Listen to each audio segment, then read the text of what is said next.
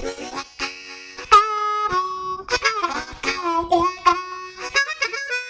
Pomodoro technique is a time management method developed by a guy called Francesco Cirillo in the late 1980s. The technique uses a timer to break down work into intervals, traditionally 25 minutes in length, separated by short breaks. These intervals are called pomodori, which is the plural of the Italian word pomodoro, which is a tomato, after the tomato-shaped kitchen timer that Francesco used as a university student. There are multiple layers to the Pomodoro technique. At its most basic, or at least its most apparent, we have the dynamic of time boxing one's workflow, breaking down your workflow into time boxes. Classic Pomodoro consists of working for a focused 25-minute period, followed by a 5-minute break. The premise is that frequent breaks can improve mental agility and therefore productivity. While many argue that they are able to stay sharply focused for hours on end, concentration is not the only thing at play here. Here are some other factors. A short break allows one to take a step back and evaluate what one will carry forward into the next Pomodoro. Sometimes we get so obsessively focused on what we're doing that we might need a little perspective periodically. When one disconnects for a spell, this allows us to more objectively determine whether we're making the best use of our time at any given moment, or whether we're just working really hard, but in the wrong direction. Resetting, so to speak, allows us to carry the best parts of our workflow forward. That's my biggest takeaway from the Pomodoro technique. Another thing, working intensely for a 25-minute period sets a rhythm. We focus with bursts of energy. Also, we don't lose track of time, letting the hours pass by unaware of our progress, oblivious to the bigger picture. We have less chance of working on our current mission at the expense of other, perhaps more important things in life. And remember, anyone can eliminate distractions for a mere 25 minutes. You can even postpone many supposed pressing matters begging for a slice of your time. Those WhatsApp notifications can be silenced, and you can set your kids up with something to occupy themselves. You're just stealing 25 minutes of distraction-free time, one Pomodoro at a time. Let's take a look at a couple of ways to record Pomodori in Workflowy. First up,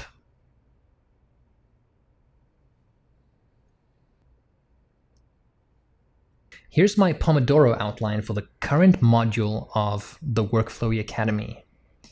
It was supposed to be confined to November,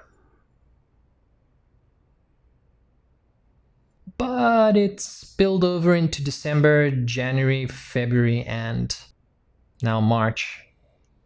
You see, all was going well until my second daughter was born a few months ago. So you'll notice that this is not exactly a don't break the chain routine, but nonetheless, the Pomodoro technique has helped me to steal blocks of time here and there, and it all adds up in the end. So I'm back on the horse now, and I'm back into a steady routine. Here's my productivity for December. It just didn't happen. January, towards the end of February, spurts of productivity, and finally back on the horse here in March. For this particular outline, you'll see that I'm giving each consecutive day its own bullet. First the date, and then my Pomodoro blocks of 25 minutes, each represented with a black tag. I've got some custom-made tags. If I type in hashtag BK, I'll get a black tag. If I type in hashtag BL, I get a blue tag. In this outline, I have two colors going. The black tags represent the time I'm putting into the Workflowy Academy screencasts, and the blue tags way up here, these represent how much time I'm putting into other Workflowy efforts, such as newsletters and blog posts. Now for the colored tags, just as with the Kanban scheduling screencast we looked at previously, I'll leave a link in the description box to a previous screencast on how to set up your own custom colored tags. I'll also leave a link to another shared workflowy list with some CSS code that'll allow you to make the text in your tags the same color as the background color. If you have any difficulties whatsoever, please leave me a comment below the video and we'll get to the bottom of this.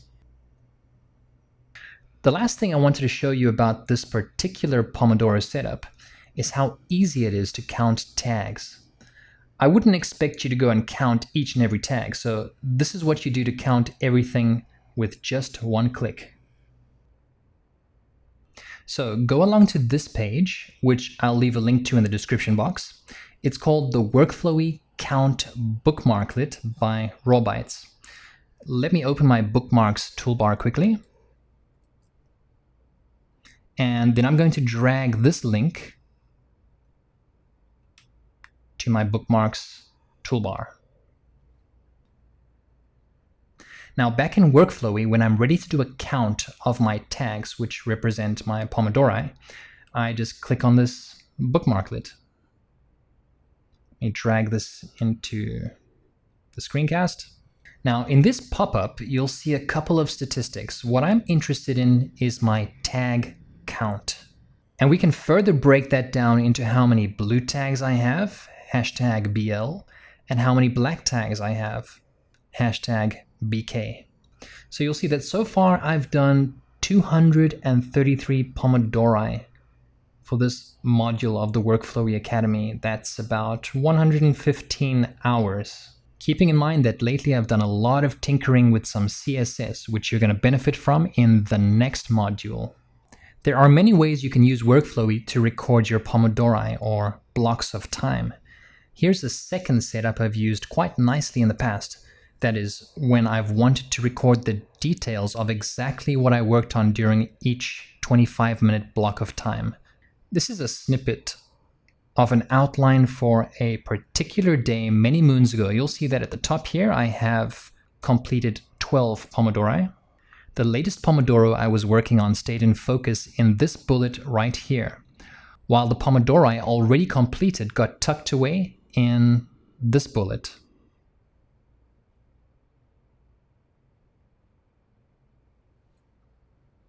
You'll notice that I've arranged the Pomodoro in descending order. It was just easier to drop them at the top of the list as I completed them. Let's just undo this and collapse this again. What I wanted to show you here is that there are two ways to archive this Pomodoro without having to expand the outline first. The first is by moving it down with the keyboard shortcut Alt, Shift, plus the down arrow. And it pops into place as the bottom outline expands. Let me undo that and collapse again. And the second way is by dragging it under this outline to nest it.